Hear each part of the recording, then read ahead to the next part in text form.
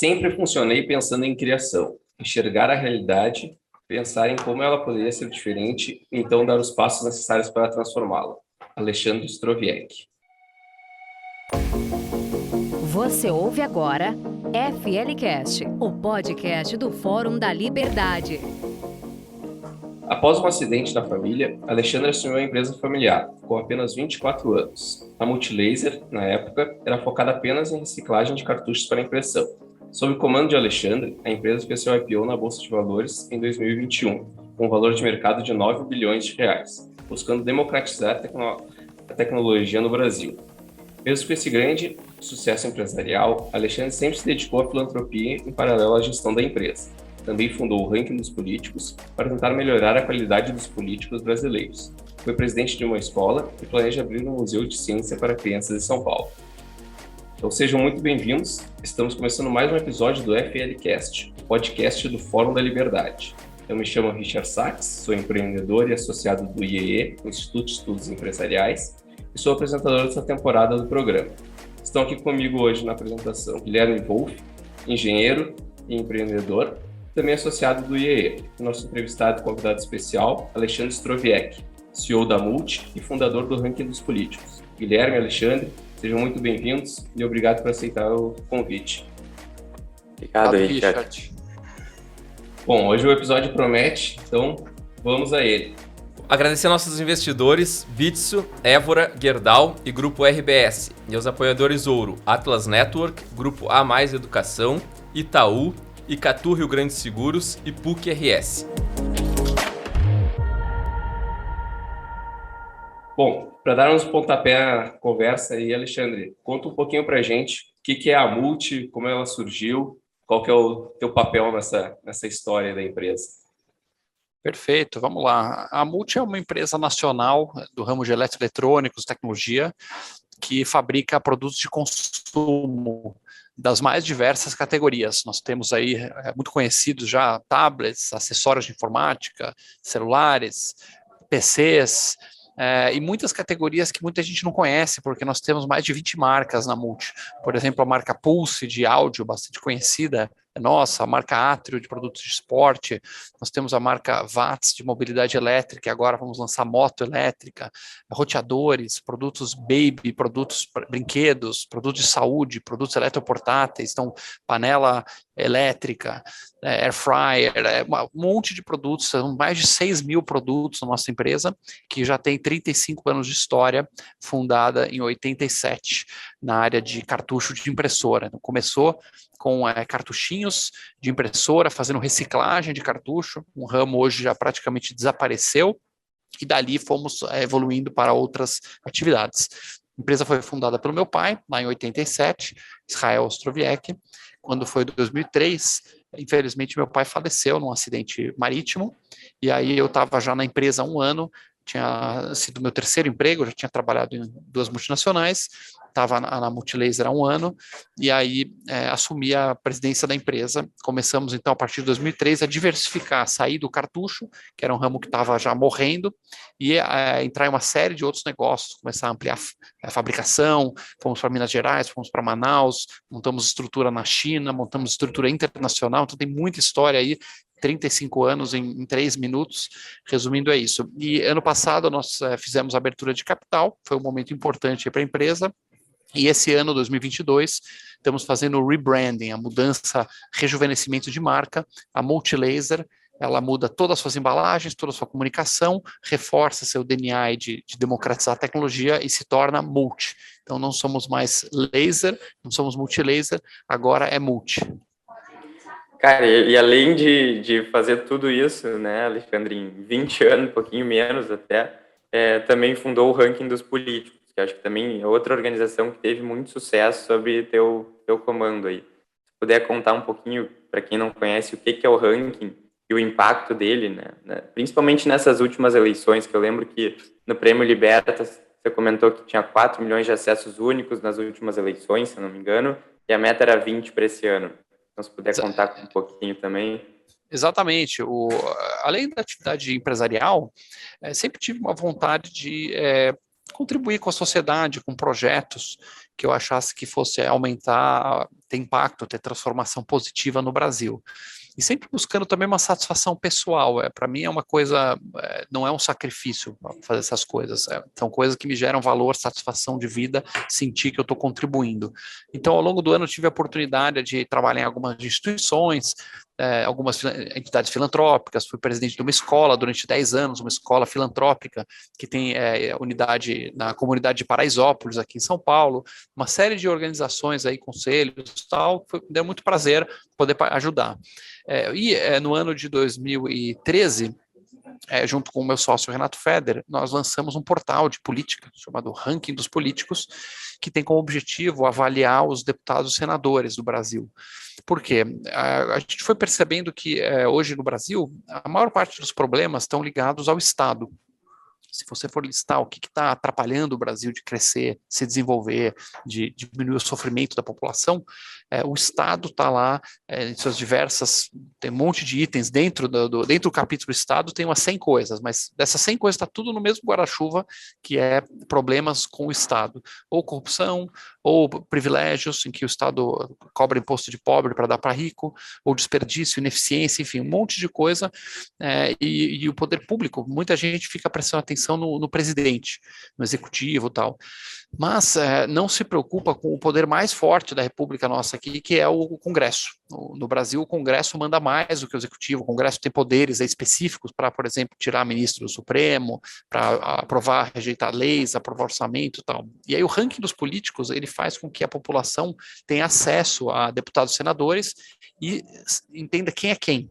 A gente faz, como o próprio nome diz, um ranking. Você entra lá no site, politicos.org.br, tem nas redes sociais, tem no site, politicos.org.br, e tem lá um ranking de 0 a 10, é uma nota, né, igual a escolinha. O cara que está mais perto da nota 10 é bom, e o cara que está mais perto da nota 0 é o ruim. E aí a gente incentiva a população a consultar, antes de votar, consultar o ranking dos políticos.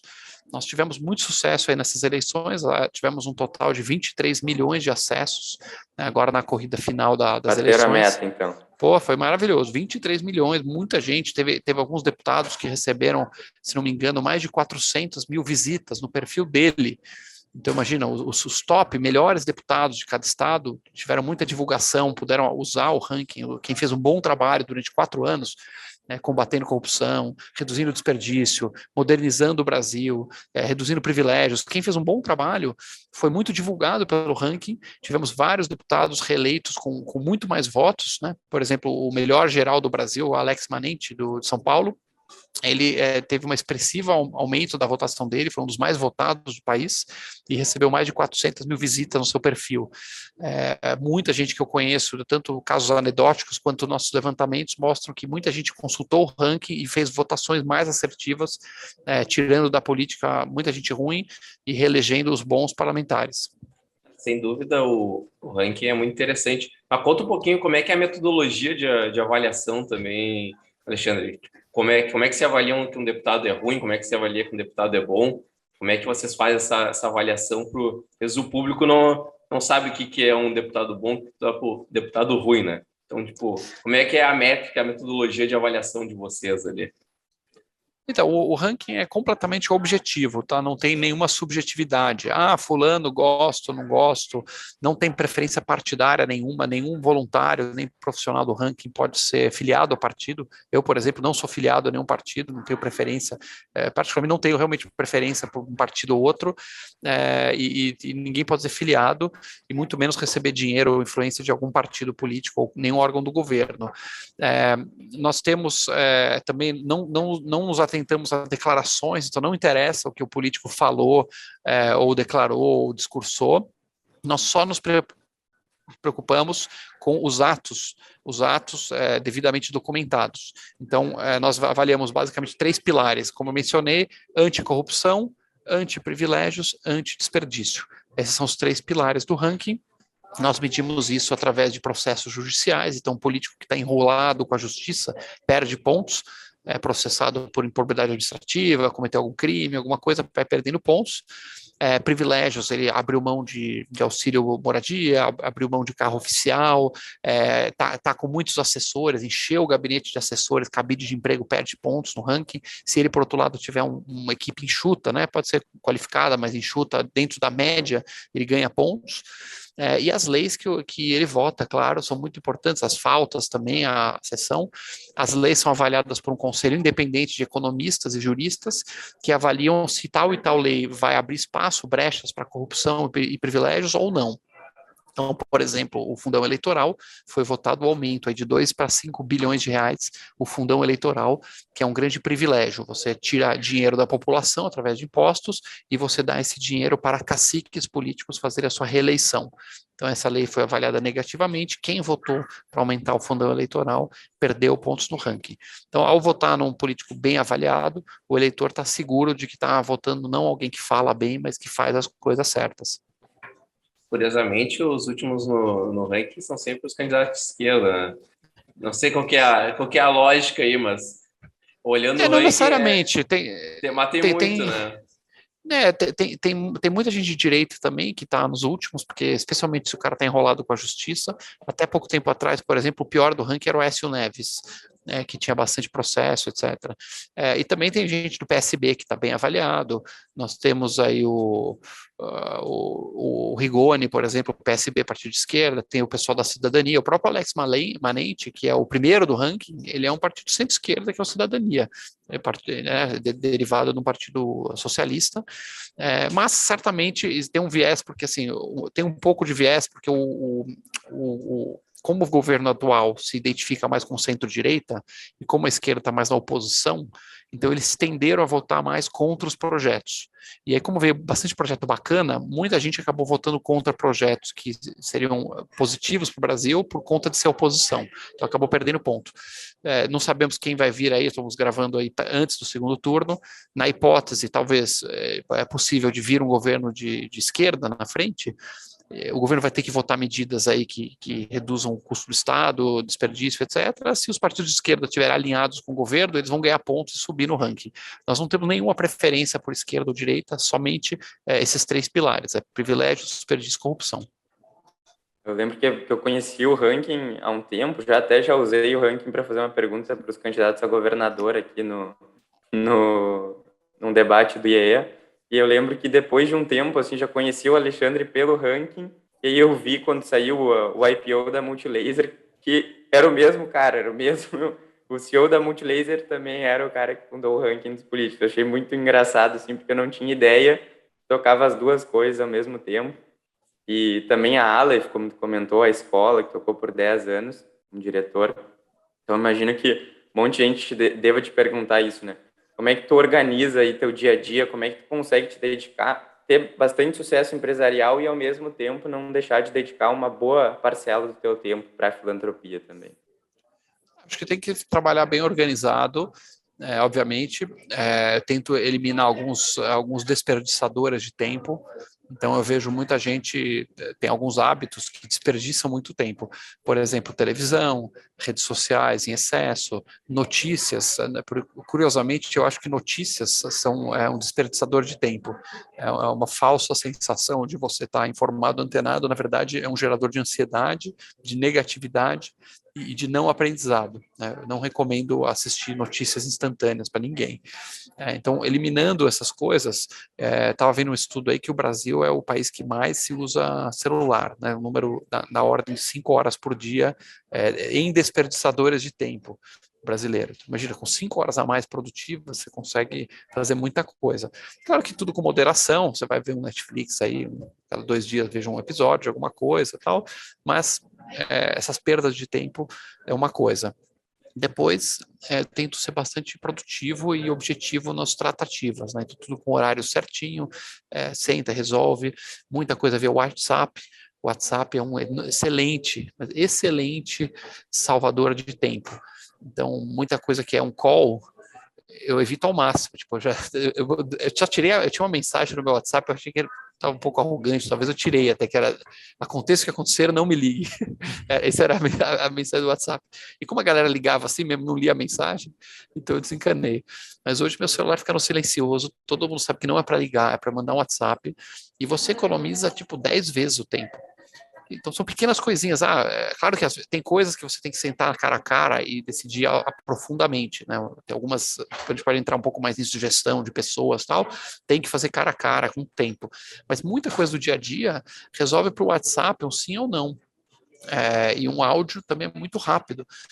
Pessoal, eu estou pensando isso, aquilo, o que vocês acham? Tá, o cara responde com áudio, 1 minuto vezes 2, em 2 minutos resolveu uma coisa que se fosse uma ligação, sabe? Vamos falar, que hora? Tal. Desculpa, atrasou, te ligo de volta, liga de volta, você está ocupado. Peraí que eu te ligo de volta, liga de volta. Aí, oi, não sei o quê. Aí repete, tal. Você gastou tipo 40 minutos, um negócio que você gastaria literalmente 2 no WhatsApp, 2. Então de 40 para 2, estamos falando de 20 vezes menos. Você consegue produzir 20 vezes mais no WhatsApp do que ficar fazendo muita ligação inútil.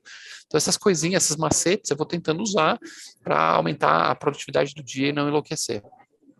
Sim, e a reunião hoje em dia agora tudo é reunião via Zoom, via videochamada, né, também. Isso aí toma muito tempo, né? Como é que Isso mas tu é joga ruim. com isso? É ruim, de modo geral, reunião via Zoom, quanto mais gente tiver, piora. Então, eu tento evitar ao máximo. Reunião via Zoom, one-on-one, eu com uma pessoa da minha equipe, está um olhando para a cara do outro, os dois falando ao mesmo tempo, ainda vai. Quanto mais pessoas você coloca, na minha experiência, mais você vai perdendo produtividade e criatividade. Depois, 5 caras no Zoom, cara, vai ter um falando e 4 no WhatsApp em outra tela. Batatas. Então, eu estou tentando evitar, quando você coloca todo mundo na mesma sala e quebra a cabeça no assunto, tá todo mundo com a cabeça lá, vem as melhores ideias, a reunião acaba sendo mais curta. Então, eu acho que tem uma perda muito grande nesse sentido.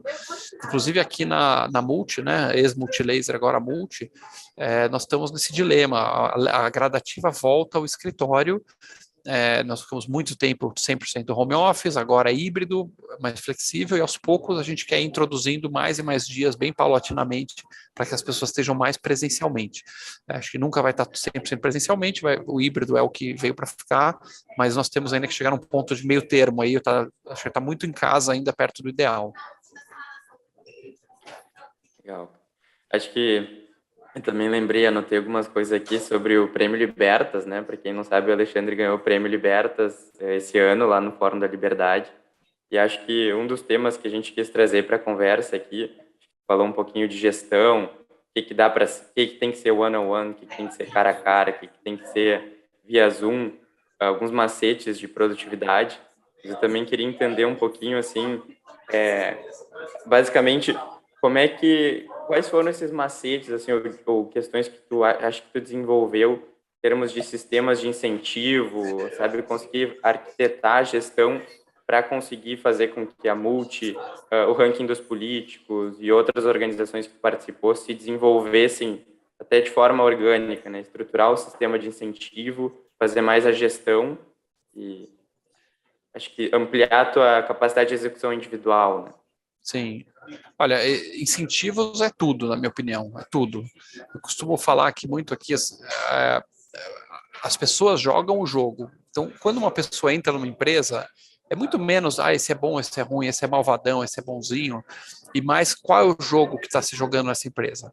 O que quer dizer o jogo? O jogo é como é que eu sou promovido, como é que eu sou demitido, o que eu não posso fazer que eu vou ser demitido, quem que tem mais poder aqui, quem apita, como é que se estabelece as relações, as pessoas jogam esse jogo. Então, por mais que o discurso seja uma coisa, você pode ter, quem está me assistindo aqui, ter uma empresa de qualquer porte, você pode fazer um discurso. Na prática, as ações valem 1 milhão de vezes mais. E o jogo que é desenhado é muito importante. Então, por exemplo, você vai lá e você fala do valor da cooperação. Pessoal, nossa cultura aqui, cooperação, todo mundo tem que se abraçar, vamos lá fora abraçar a árvore e um setor ajudar o outro e tal, beleza. Aí você chega para o cara de vendas e fala o seguinte, o seu KPI é vender. Quanto mais você vender, mais você ganha de bônus. E aí você chega para o cara do financeiro e fala, o seu KPI é não tomar calote dos clientes. Quanto mais calote você tomar, mais você vai perder seu bônus. Ou seja, você criou KPIs opostos. O cara de venda quer vender a qualquer custo e o cara financeiro quer segurar a venda e fala não. Acabou a cooperação. Você pode passar a semana inteira abraçando a árvore, você vai criar um clima de guerra. Né? Ou, por exemplo, eu quero ter cooperação, mas eu vou fazer uma campanha de vendas que os top 3 vão ter ganhar uma viagem. O que vai acontecer? Vai estar uma competição, ainda mais quando for um setor, por exemplo, setores têm que cooperar. Eu tenho 11 pessoas no meu reporte. Os 3 melhores performances vão ganhar não sei o quê, e os outros 8 não vão ganhar. Aí você criou uma competição não saudável. Aqui na Multi, pelo menos a minha tentativa é sempre dizer o seguinte: nós vamos competir contra o mundo, nós vamos lutar com o mundo, mas jamais internamente. Então, por exemplo, que eu me lembre, não teve um único caso, que eu me lembro agora, de campanha de vendas ou de incentivo que fosse um contra o outro, quer dizer, o melhor ganha. É sempre cada um recebendo a sua meta, cada um combatendo a si mesmo, combatendo o seu número, combatendo o concorrente que está lá fora. Né? Então, por exemplo, agora nós temos uma campanha de viagem internacional, que é uma campanha anual, tal. Quem bater a meta vai para a Alemanha, junto com o cliente e tal. Todos têm uma meta, e se todos baterem, todos vão. Então, eles se ajudam para vender e tal. Então, esse é o tipo de incentivo.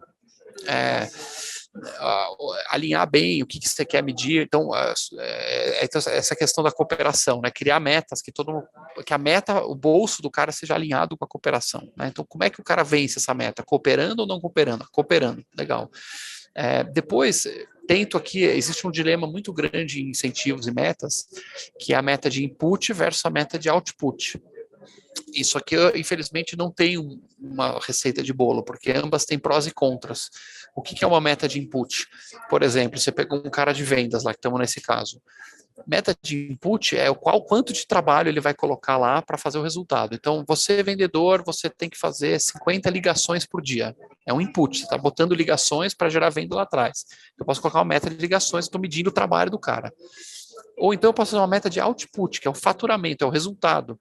Ou melhor ainda, o lucro que esse cara trouxe. Né? Então, você fez 50 ligações por dia, essas 50 virou 10 reuniões, as 10 reuniões virou tantos pedidos, que virou tanto de faturamento, que tirando o custo virou tanto de lucro. Então, o input é o cara ligar, o cara visitar, o cara fazer treinamento, o cara fazer algum trabalho. E o output é o lucro que ele deu. Então, tem que equilibrar muito bem as metas de input e de output. Como eu falei antes, as duas têm prós e contras. Né? O output é o que interessa para a empresa.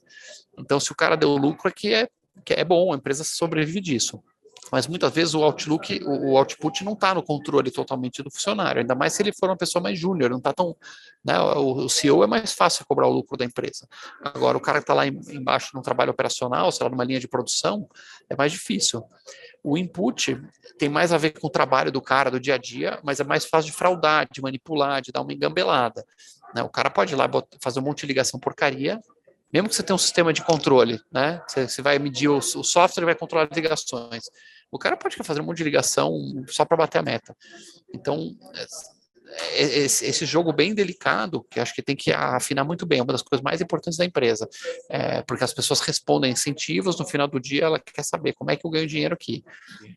O profissional, se ele tiver numa instituição filantrópica ou tiver numa empresa, ele tem que dar resultado. Essa é a diferença entre profissional e voluntário. O voluntário está fazendo aquilo 100% por amor, pela causa, doando o seu tempo, você não tem nem como cobrar muito um voluntário.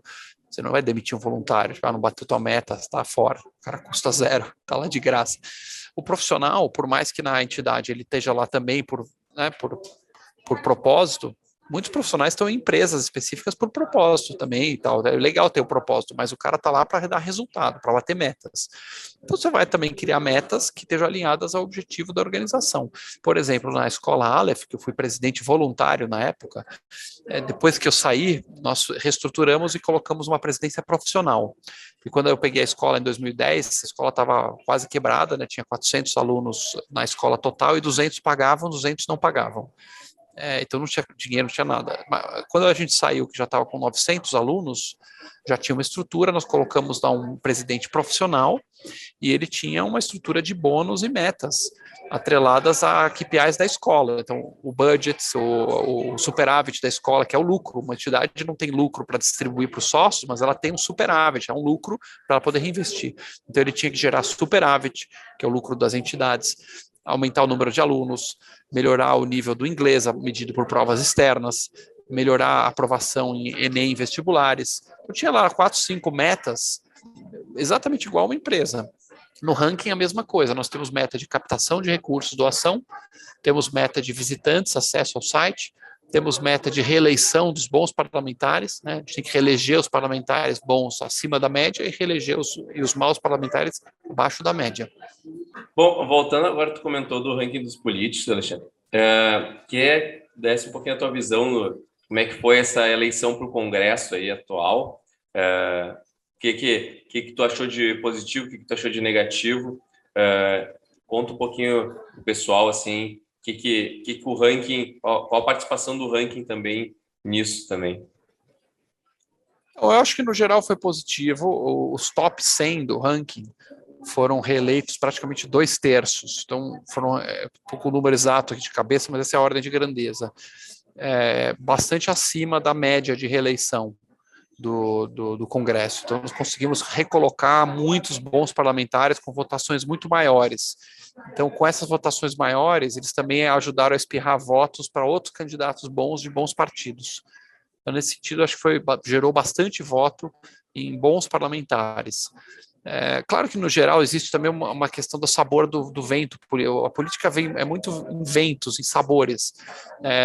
2018 foi o momento da renovação, muita gente em primeira viagem, rejuvenescimento do Congresso, teve bastante, a taxa de reeleição dos atuais foi baixa, e agora foi um momento diferente, um momento de polarização, um momento de o Império contra-ataca, de certa forma, muitos caciques munidos de fundão eleitoral, cheios de dinheiro até o talo, né, até os tubos de dinheiro cristalizando suas posições, e surpreendeu um pouco esse avanço da direita, porque seria de se esperar, a gente viu aí um Lula, né, voltando com muita força, vencendo no primeiro turno, terminando em primeiro lugar no primeiro turno, seria de se esperar que o bloco de esquerda arrastasse muitos votos.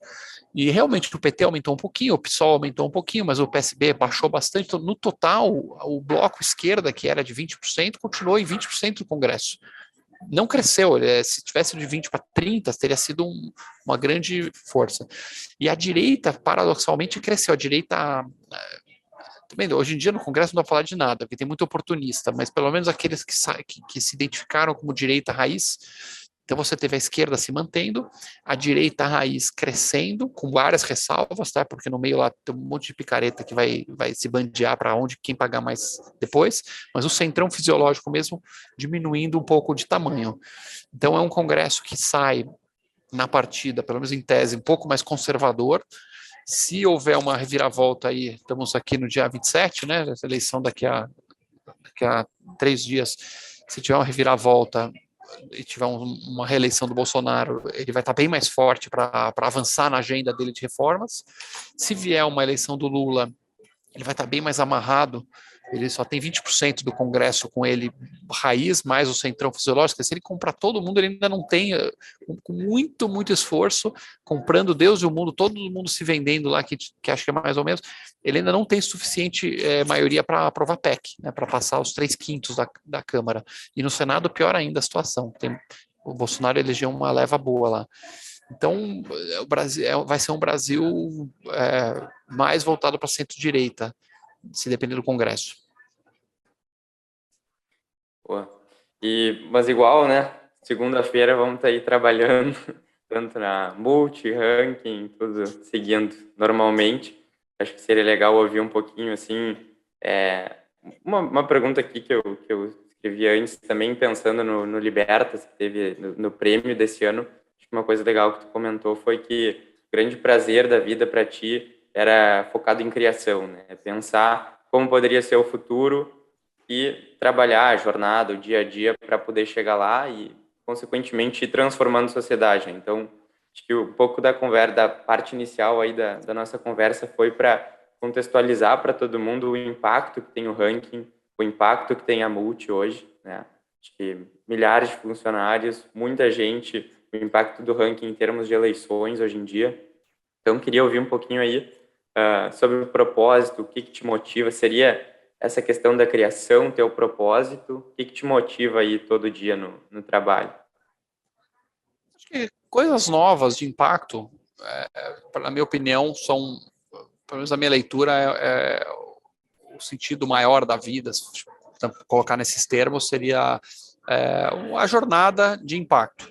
Então, pegando um extremo filosófico, você tem de um lado o niilismo. O niilismo é a ideia de que a vida não faz sentido, então qualquer coisa que você faça não faz diferença nenhuma, vamos todos morrer, então vamos cair ou para o lado do hedonismo, quer dizer, vamos ter prazer agora, o negócio é ter prazer agora, e dane-se o resto, não tem sentido maior, tudo é perda de tempo. Me parece uma existência muito vazia, pelo menos para a minha leitura. Não me parece uma existência plena, feliz, como se a gente pode falar dessa forma. Então, nem o hedonista, nem o niilista, que é vamos destruir tudo, demolir o coringa, né? O coringa é o niilista por essência. É a destruição pela destruição.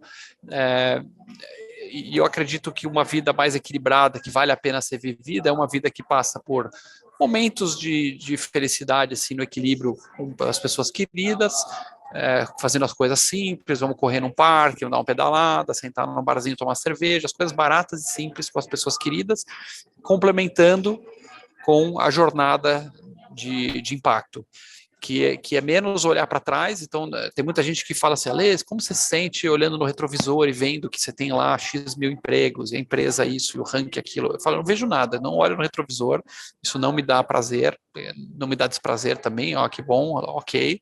O prazer mesmo está em enxergar uma oportunidade. Opa, política, o negócio é Congresso ninguém está olhando, precisa ter um jeito de ranquear, então vamos criar isso aí, o que dá para criar? Pô, isso aqui vai ajudar, e aí o dia a dia, né, as reuniões, o planejamento, ver acontecendo aos poucos, o passo a passo da escalada, né, a subida da montanha, põe a mochila nas costas, sobe a montanha, sente a dor nas pernas, sente as porradas, que não se confunda ao prazer do hedonista, porque muita dessa jornada não é prazerosa, ela é sofrida, né? Para prazer e felicidade plena são coisas que não andam juntas. Então, não sei se estou fazendo claro, mas esse passo a passo, né, essa caminhada em que você está numa missão grande, ambiciosa, que você se sente caminhando para alguma coisa, é onde está o que a gente pode chamar aí de vida plena, de uma felicidade, uma satisfação. E aí, quando você chega lá no topo da montanha, você fala, tá, ok, subi aqui, beleza, qual a próxima montanha? Essa subida gradual é o segredo para mim.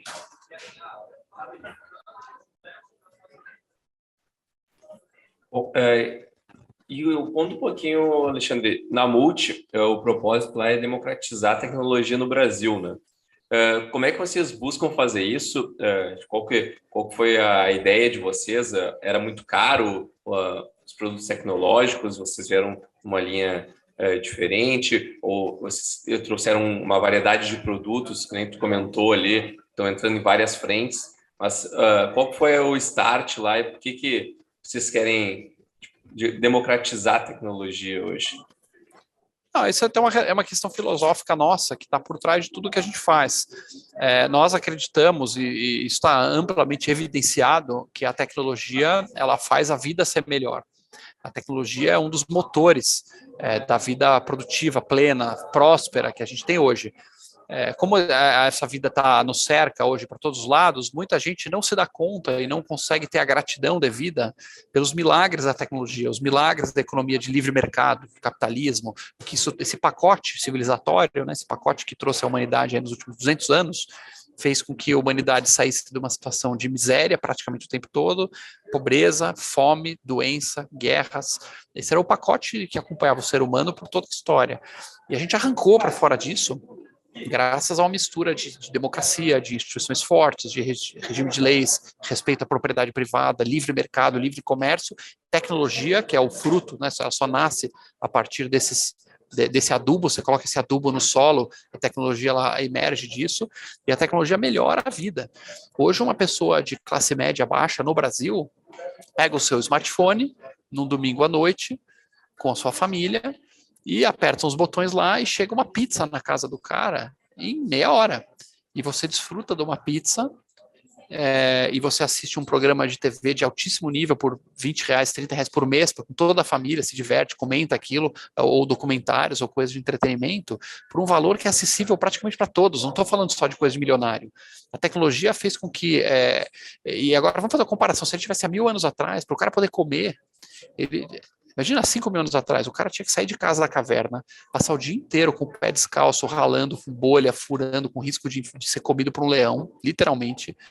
Podia voltar para casa sem nenhuma caça, e ele, a sua família e seus filhos iam passar a noite com fome, rezando para o dia seguinte achar comida. Essa era a vida humana. E você, de tempos em tempos, tinha que enterrar um filho, porque não conseguiu achar comida o suficiente, ia pegar seu filhinho morto nos seus braços, raquítico, porque você não conseguiu alimentar, ia ter que enterrar 2, 3, 4, 5 filhos por casal ao longo da vida. Essa é a realidade da vida humana. Hoje você aperta 2 botões, chega na sua porta, acessível a tudo. Então a gente não se dá conta do milagre que é isso. Pessoas comuns, e a Multi, ela faz isso através de produtos. Então os smartphones, a gente sabe que tem a marca da frutinha lá, que um smartphone custa R$10.000. Quantos brasileiros podem comprar um celular desse sem se endividar, se afundar, se atolar em dívidas e prestações? Muito poucos. Então a Multi, ela desenvolve produtos de alta qualidade, confiáveis, com inovação, modernos, antenados, acessíveis ao bolso brasileiro. Que o cara pode comprar um smartphone da Multi aí de R$800, que ele vai fazer tudo o que ele precisa e ele vai pagar o valor de uma prestação do top de linha lá do outro. E aí vai sobrar dinheiro para poder viajar, para poder fazer um curso, para poder fazer as coisas que realmente importam. Então, conecta um pouco com isso que eu falei, do sentido da felicidade. Felicidade é fazer as coisas simples e boas da vida com as pessoas que a gente ama. E para isso a gente não pode se atolar em dívida comprando devices e produtos caros. A gente tem que ter produto acessível. Então, nós temos smartphones, nós temos PCs que as pessoas usam para estudar, para poder trabalhar. Nós temos roteadores que conectam as pessoas, permitem home office. Agora nós estamos lançando a moto elétrica, tecnologia barata, acessível. Você não tem mais imposto de gasolina, não polui o meio ambiente. Olha só como a tecnologia melhora. Né? Imagina uma cidade hoje repleta de carros e motos elétricas. O ar puro, mais arborizado, céu mais azul. Maravilhoso. Então, vários aspectos que a gente vai trabalhando por esse lado. E até tem uma frase que eu acho que eu vi do Jeff Bezos esses dias, que ele compartilhou no Twitter, que era: tudo que a gente vê na rua, por exemplo, uma padaria, um prédio, qualquer coisa, isso sempre foi um projeto, uma paixão de alguém, né? Alguém teve paixão, empreendedorismo e fez aquilo, e hoje a gente tem tanta coisa que a gente herda, né, em termos de tradições, instituições, das coisas como são.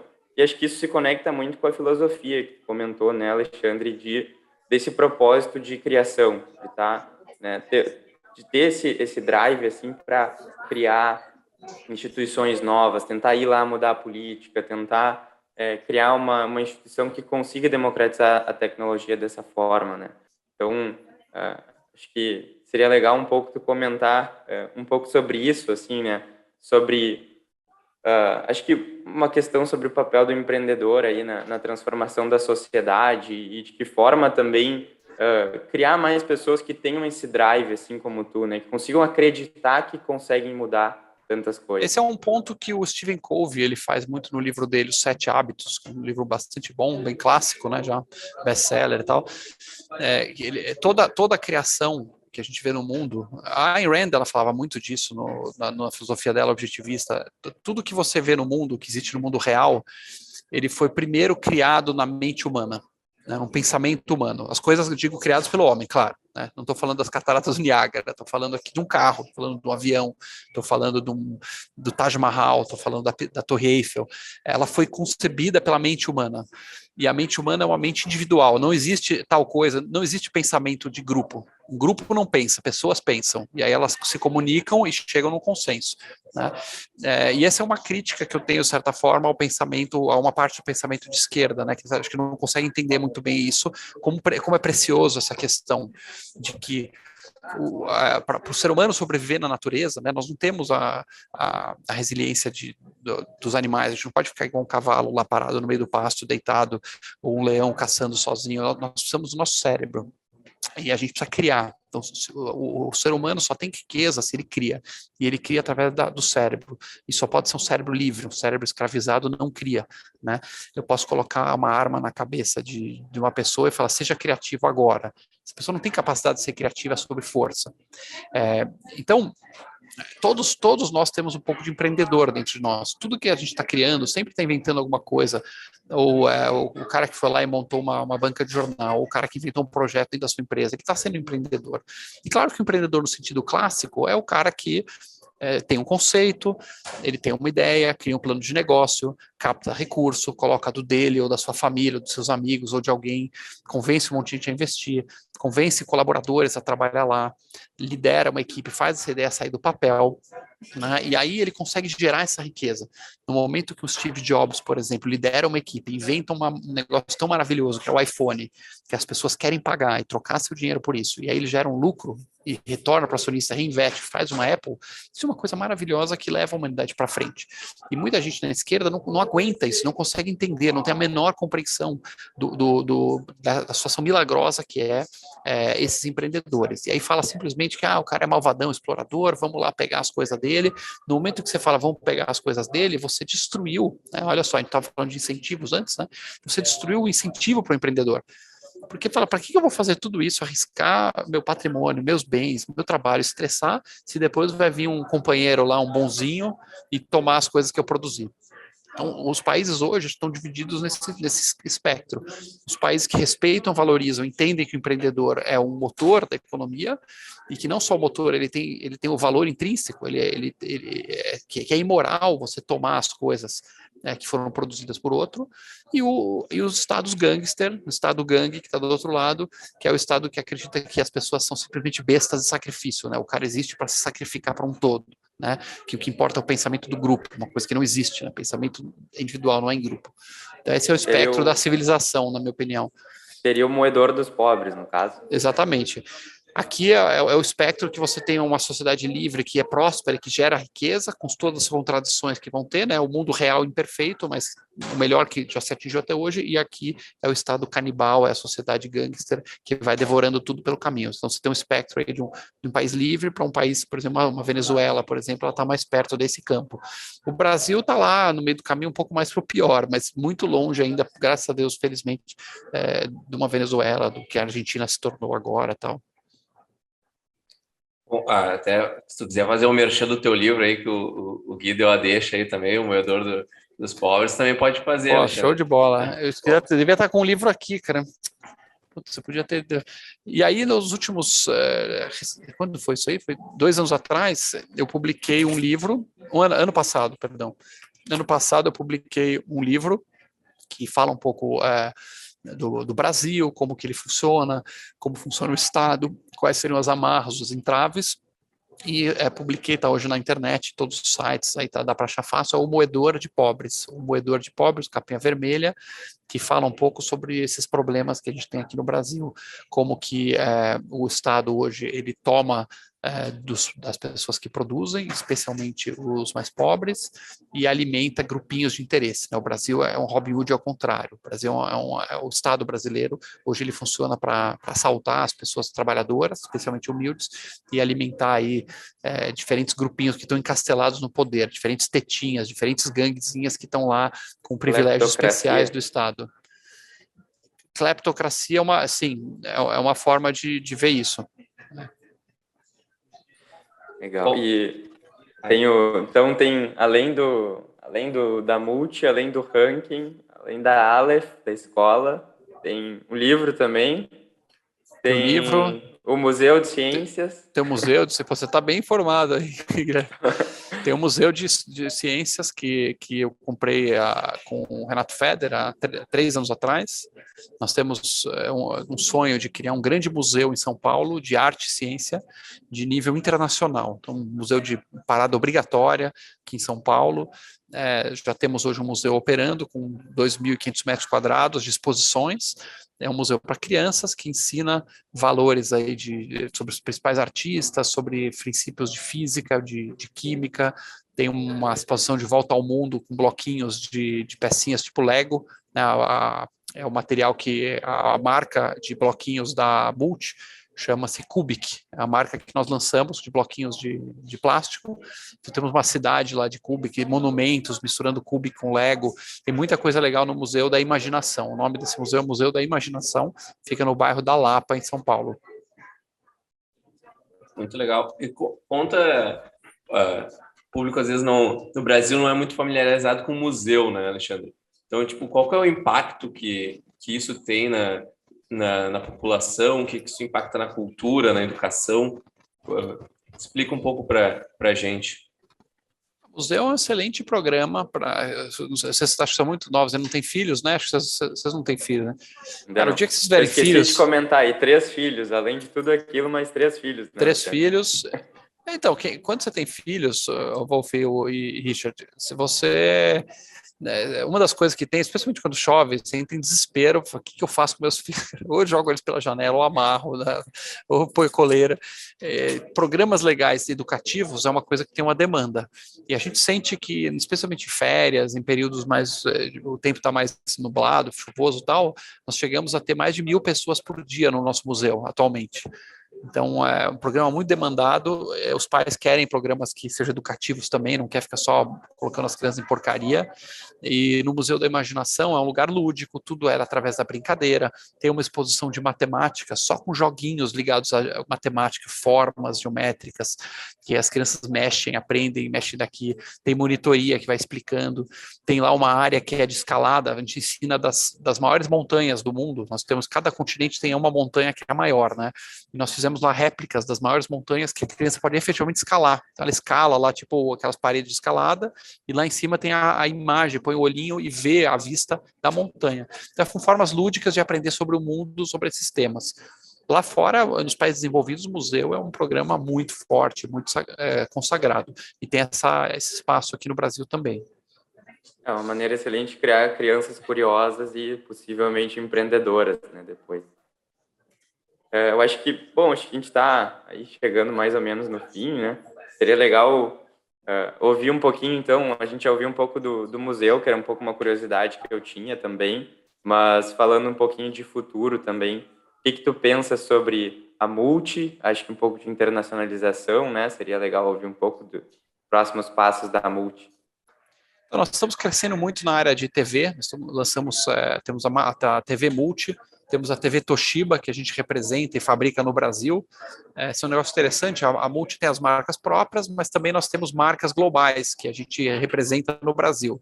Então, os celulares da Nokia, a Multi que fabrica e distribui, as TVs Toshiba a gente fabrica e distribui, roteadores da ZTE também, câmeras da Hilux, que é a marca da Hikvision de câmeras digitais, são marcas globais muito grandes. No que vem a gente quer crescer muito nisso. As motos elétricas, nós vamos começar a vender agora em novembro, as primeiras unidades, mas vai bombar mesmo no ano que vem. Então queremos estar presentes em todo o Brasil. E muitos modelos novos sempre lançando produtos. Em termos de internacionalização, nós criamos há 2 anos atrás o departamento de exportação. E hoje já estamos presentes na Argentina, no Uruguai, Paraguai, Bolívia. Estamos agora estabelecendo presença na Colômbia, México, Portugal. Em breve, se Deus quiser, estaremos na Amazon, nos Estados Unidos também. Então, a gente quer ser um player Latinoamérica, países de língua portuguesa, um pouquinho Estados Unidos, quer dizer, começar a criar uma presença global com os nossos produtos também. Bom, então, para encerrar aí, Alexandre, conta para nós um panorama geral assim do que o Alexandre espera do Brasil, né? Qual é o posicionamento dele todos esses negócios assim? Por que tu investe hoje no Brasil também? O que te dá vontade de investir aqui com todos esses problemas que a gente tem? Tu tem que criar um ranking de políticos para ensinar as pessoas sobre política. Então, explica assim para nós que às vezes a gente fica perdido, né? Tipo, pô, isso aqui tá ruim, todo mundo reclamando e tal, mas tem um Alexandre aí que cria museu, que cria ranking, que cria uma empresa que agora vai fazer moto elétrica, que vende TV, que vende celular acessível para a população. É óbvio que o Brasil também tem oportunidade para se ganhar dinheiro, né? Mas por que te motiva tudo isso? Acho que tem que separar as coisas que a gente pode influenciar das que não podem. Esse é um princípio, uma das coisas mais felizes, por exemplo, do estoicismo, uma filosofia criada na Grécia, desenvolvida mais depois em Roma, essa ideia de você separar, olha, isso aqui eu consigo atuar, impactar, e isso aqui tudo eu não consigo, está fora do meu círculo de influência. E as coisas que estão fora, não ficar estressando muito, porque não vai levar a nada. Então, um primeiro erro que as pessoas ficam é começar a pirar muito em Lula, Bolsonaro, ou sei o quê, mas começar a se preocupar com coisas que você não tem a menor influência. Então, o que eu tento fazer é, olha, onde eu tenho influência? Felizmente, eu tenho uma empresa bacana, estou aqui no Brasil, realmente o ambiente é um caos, a gente poderia ser muito maior se o Brasil não fosse esse manicômio tributário, jurídico, trabalhista, de mil problemas que tem, mas é o que temos para hoje e é assim para todos, o jogo é assim para toda a concorrência. Então vamos fazer o melhor que a gente pode, investindo sempre pé no chão, sem alavancar muito a empresa, sem dívidas altas, e atuando nessas outras coisas que dá para influenciar. E aí uma coisa maravilhosa que acontece é que você tem esse círculo, né? A gente, na nossa volta, a gente tem esse círculo de influência, é o que a gente pode realmente atuar. E o círculo de preocupação, que é tudo que está fora. Quando você começa a vida, o cara tem 15 anos, está na casa dos pais, o círculo de influência dele é muito pequeno. Então, começa arrumando seu quarto, ajuda sua mãe. Então, eu vejo muita gente lá, que é revolucionário do sofá, sabe? O moleque de 16 anos já quer mudar o mundo, derrubar o sistema, tal, não entende nada de nada, não sabe o que está falando, não tem profundidade, e fica lá no celular fazendo revolução, e a mãe, coitada, filho, o lanchinho está aqui, trabalhando que nem escrava para o moleque. Cara, atua no seu círculo de influência. Estuda o máximo que você pode, seja o melhor da classe, faz um projeto legal no seu bairro, ajuda a tua mãe, ajuda teu pai, ajuda a sua família, e vai ganhando influência, ganhando capacidade. Aí seu círculo vai aumentando, você vai fazendo mais coisas dentro desse círculo. Então é isso, o Brasil é aquilo que a gente sempre fala, quando todo mundo está falando que está ótimo, toma cuidado que não é tão bom assim. Quando todo mundo fala que é uma porcaria, calma, que um país grande, diversificado, tem água, tem comida, tem energia. Então, tem sempre muito espaço para subir, e quando está ruim, acho que não tem tanto para cair assim. Agora a gente está num momento ruim, a economia, pandemia, todo mundo sofreu, mas a gente caiu menos que o resto do mundo, a inflação está menor que muitos países desenvolvidos e está caindo, os juros vai começar a cair agora, tem espaço para cair. Agora é um cenário de começar a melhorar. Eu acho ali, Alexandre, tu citou estoicismo, citou alguns outros autores também. A gente pode ir para um ping-pong rápido, né? Puder citar algum livro que tu tá lendo e algum que tu leu que marcou a tua vida também? Eu acabei de ler o Explaining Postmodernism, que é um livro de filosofia que traça todo o paralelo, todo o caminho filosófico que levou ao postmodernismo. Quem quiser pegar um livro punk, aquele que se apanha do livro, sabe, apanha, lê um parágrafo, não entende nada, lê de novo, esse é muito bom. Ayn Rand, super influente, A Revolta de Atlas, obviamente. O Sapiens, eu gostei muito. O Novo Iluminismo do Pinker, gostei muito. De romance, gostei muito do Dostoiévski, do Crime e Castigo. Muito livro, tanto livro, cara. Paul Johnson, a história do mundo ocidental. Que mais? Livros de negócios, tem o Steven Pinker, de autoajuda, digamos assim, Os 7 Hábitos, muito bom. Um livro bem curtinho de autoajuda, digamos assim, bem clássico, Como Fazer Amigos, do Dale Carnegie. Tem mais de, acho que tem uns 100 anos esse livro, e é atual até hoje. Tem no YouTube do Fórum da Liberdade, o quadro Fórum Indica, que a gente indica alguns livros, dentre eles, tem esse, Como Fazer Amigos influenciar pessoas. É um clássico. Que mais? O livro de liderança, O que Perguntar ao Espelho, do Robert Kaplan, muito bom. E depois a biografia de empreendedores, é legal acompanhar. Tem o Walter Isaacson, escreveu a do Jobs, que é boa. O livro do Phil Knight, A Marca da Vitória, da Nike, é espetacular. O do Howard Schultz, da Starbucks, muito bom. O do Jack Ma é muito bom. O do Bezos é bom. O do Elon Musk é maravilhoso. Quer dizer, a história dele está pela metade, mas já vale a pena. O Elon Musk é um outro nível, ele é um ET. Né? Eu gosto muito é o do Sam Walton, do Walmart. Eu não vi, esse aí eu não li. Made in America. Não li esse. Muito bom. O Elon Musk é recomendar um livro, então, Alexandre. Boa, vamos lá, bora aí. Tinha um que ele não... Então eu leria esses casos desses grandes caras, mas leia assim com um pouco de... Porque assim, é sempre tudo muito festivo dos bilionários. A pílula dourada. Você não vai aprender... Você vai se divertir do que aprender muita coisa, cara. Melhor aprender com quem quebrou, com quem se ferrou. Sempre aprende mais do que com o cara de 100 bilhões. Né? Verdade. Bom, Alexandre, então, te agradecer aí pela conversa, passar aí pelas tuas considerações finais. Cara, acho que é focar nisso que eu falei. Acho que quem estiver buscando aí um crescimento profissional, acho que a produtividade é importante, para poder fazer mais coisas, evitar desperdiçadores de tempo, buscar uma missão que dê prazer, que você sinta que você está contribuindo, isso vai caminhando aos pouquinhos, isso é uma coisa que dá muito prazer, muita sensação de uma vida completa, plena. Buscar as coisas simples, cuidar muito do dinheiro, a gente não falou isso ainda, mas eu vejo que no Brasil existe um analfabetismo financeiro, né? Tem um analfabetismo de letras, o cara não sabe ler, entender texto e tal, tem o analfabetismo matemático, não sabe fazer conta, e tem o analfabetismo financeiro, que no Brasil não se ensina isso. Então eu vejo muita gente se enrolando em dívida, se atolando em dívida, em gastos, e aí fica nessa ciranda. E aí o cara não vai chegar em lugar nenhum. Então a importância de você economizar, cortar custos necessários, fazer uma gordura todo mês, salvar 20%, 30%, no mínimo 20%, 30% da receita, do salário e tal, reaplicar, investir para você poder ter várias fontes de renda. Então o cara tem lá um emprego de 5 pau, eu sei que é difícil, para mim é fácil falar agora, mas cara, emprego de 5 pau você vai gastar 4 no máximo, 4. Milão tem que botar lá, investir, aplicar, diversificar e tal, e fazer esse dinheiro começar a trabalhar para a pessoa. Ao longo dos anos vai tendo um milagre, que é o compound, né, o juro composto.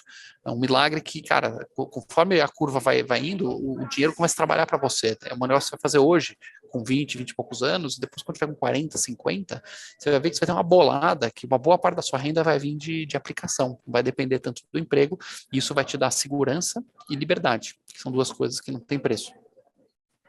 Sem dúvida. Isso aí também acabaria com a previdência pública também, né? As pessoas poderiam ganhar muito mais poupando esse dinheiro e tendo uma aposentadoria mais tranquila no futuro, né, Alexandre? Ou pelo menos complementar, se depender só da pública, tá lascado.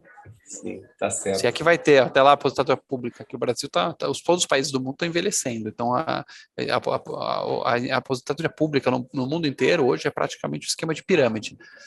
Você tinha muito jovem para pouco velho, está invertendo, as pessoas estão envelhecendo, tem cada vez mais aposentado para menos gente trabalhando, então quando você que está pagando hoje se aposentar daqui a 40 anos, olha, talvez não valha a pena contar com isso, melhor ter seu plano B aí. Tá certo. Então, muito obrigado, Alexandre, Guilherme. A gente está encerrando mais um FLcast. Agradecer aos nossos investidores Bitso, Évora, Gerdau, Grupo RBS, os apoiadores Ouro, Atlas Network, Grupo A Mais Educação, Itaú, Icatu Rio Grande Seguros e PUC RS. Obrigado, Alexandre, Guilherme. Até o próximo episódio. Obrigado, Guilherme. Richard. Obrigado. Valeu. Obrigado aí, pessoal.